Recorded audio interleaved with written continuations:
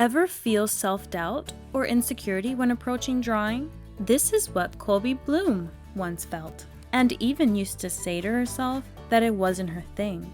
Now she has developed a passionate career in creating beautiful watercolor illustrations.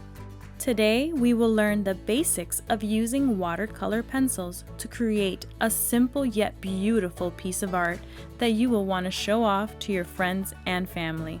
If you want to create artwork that won't tear once you apply water onto it, be sure to use watercolor paper or material that is thick enough. Let's begin by sketching out a rough outline of your artwork with a regular pencil. Next, moderately add color to your sketch. Leave areas where you want the lightest colors blank.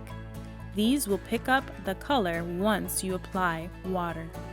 Play around with different size brushes as they each give you different results.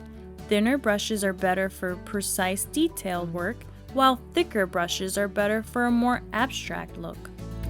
Dip your chosen brush into a cup filled with clean water.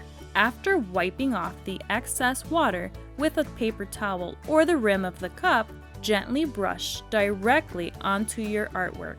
After you're done applying water with your brush, you must let your artwork dry, checking every 5 minutes for any moisture using your fingertips.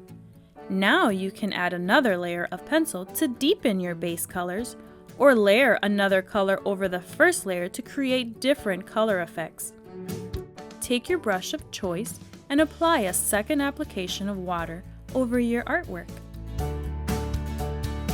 Another way to apply water is by using a spray bottle.